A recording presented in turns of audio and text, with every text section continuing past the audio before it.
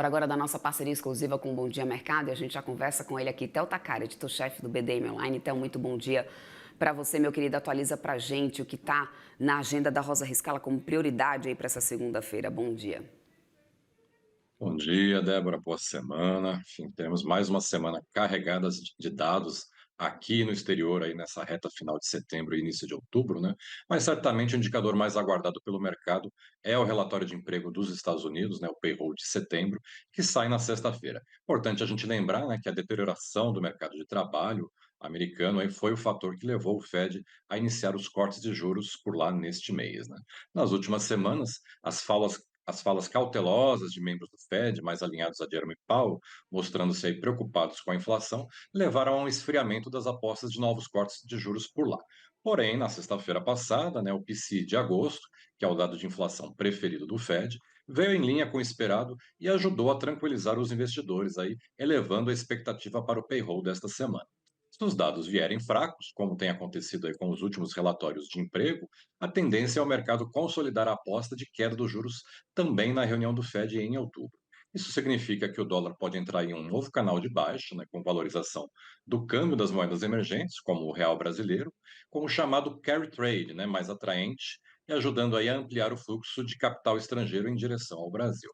Esse mesmo movimento também favorece a Bolsa Brasileira, aí, o que deve levar o Ibovespa a novos recordes. Antes da divulgação do payroll, né, sairão o relatório JOLTS, com a oferta de emprego nos Estados Unidos, que sai amanhã, e a pesquisa ADP com os empregos no setor privado, está previsto para quarta-feira, que são dados também que ajudam aí a projetar a situação do mercado de trabalho americano. Também na quarta-feira saem os índices de atividade, os chamados PMIs da indústria nos Estados Unidos e na zona do euro. E na sexta-feira saem os PMIs do setor de serviços. Vale a gente prestar atenção, como sempre, nas declarações de membros do Fed, né? Hoje falam o Christopher Waller, inclusive está falando agora às 8h30 da manhã, logo mais às 9 horas é a vez da Beth Hammack. De tarde teremos o John Williams e o Alberto Musalem, ambos às 2h30 da tarde. E de noite é a vez do Rafael Bosch, às 7 da noite. Ainda também na agenda de hoje, lá nos Estados Unidos, temos às 11 horas o dado de vendas pendentes de imóveis em setembro. E o Congresso americano, né, segue discutindo aí um projeto para evitar o chamado shutdown, ou seja, a paralisação dos serviços do governo por falta de orçamento. O Donald Trump deve ter uma reunião às 3 da tarde com os principais líderes aí dos partidos democrata e republicano em busca aí de uma solução para essa encrenca. Lembrando que o prazo previsto para evitar o shutdown, né, do governo americano termina amanhã, Débora. Vamos ver, né, o que vem em relação a isso. Não é mérito apenas, né, do governo Trump, a gente já tem essa discussão vindo à tona, né, sazonalmente, já dá para a gente dizer assim, Vira e né, mexe ele Theo? aparece. Pois é, a gente vinha acompanhando isso, inclusive no governo anterior, Joe Biden também vinha passando por isso, enfim. Aí nos 45 do segundo tempo, né, tudo é resolvido. Bom, e a agenda dessa semana aqui no Brasil também tem dados de emprego aí como destaque, né, Theo? Conta pra gente então, né, qual que é a expectativa do mercado em relação a esses dados de emprego. É isso aí, né? Assim como nos Estados Unidos, né, o mercado de trabalho por aqui será o destaque, com a divulgação dos números de agosto do CAGED, né, que sai logo mais às 2h30 da tarde. Né, o país continuou gerando empregos em agosto, mas, segundo antecipou o ministro Luiz Marinho, num ritmo abaixo das quase 130 mil vagas que foram criadas em julho. A expectativa dos analistas, no entanto, é de um resultado mais forte, com criação de 182 mil empregos no mês passado. Amanhã sai outro dado importante, que é a taxa de desemprego medida pela PNAD contínua, né? Lembrando que em julho a taxa atingiu nova mínima histórica aí nos 5,6%. Além dos números de emprego do CAGED, agora há pouco, né, saiu o resultado da inflação de setembro medido pelo IGPM, né, que subiu 0,42% após uma alta de 0,36% em agosto, acima da expectativa do mercado, que era de uma alta de 0,35%.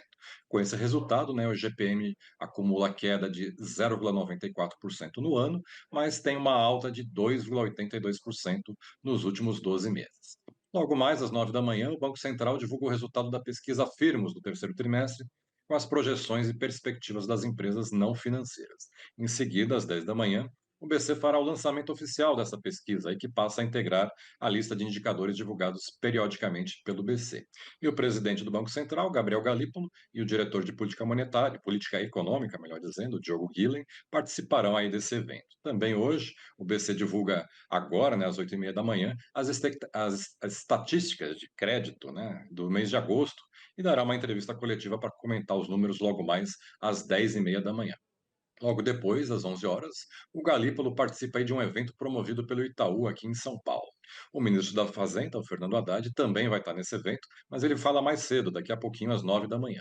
E no final da tarde, às 5 horas, o Tesouro Nacional divulga o resultado do governo central de agosto, né? A expectativa dos economistas é de um déficit de 20,2 bilhões de reais por conta da perda de força aí da arrecadação e do avanço das despesas discricionárias no segundo semestre. Amanhã sai o resultado consolidado do setor público de agosto e, finalmente, na sexta-feira, encerrando essa semana para lá de carregada, temos o dado de produção industrial de agosto aqui no Brasil, Débora.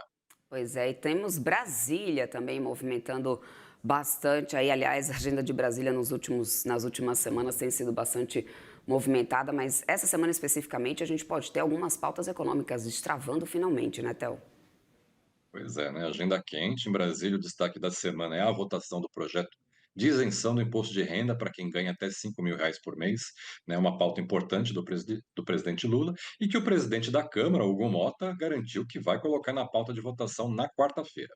Né? O relator da matéria, o deputado Arthur Lira, disse que ainda pode haver uma reunião de líderes, né, antes dessa votação para discutir aí ajustes finais nesse texto.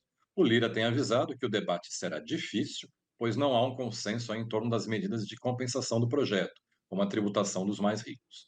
Já o projeto da anistia aos condenados pelas tentativas de golpe e pelos atos de 8 de janeiro de 2023, esse perdeu força, mas ainda promete fazer barulho aí ao longo da semana.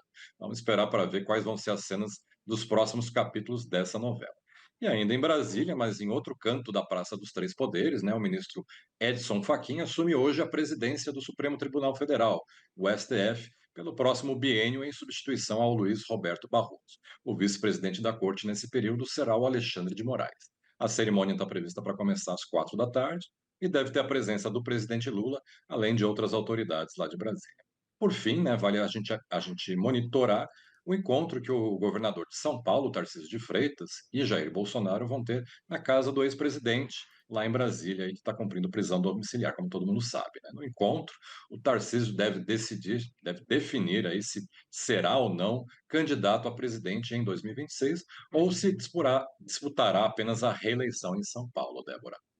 Vamos aguardar, porque também essa agenda de 2026 já está bastante antecipada, né, Théo, meu querido? Muito obrigada aí pelos Isso aí. destaques. Ótimo dia de trabalho para você, boa semana para você e todo o time aí do BDM. Até mais. Obrigado, até amanhã. Até Tchau. mais.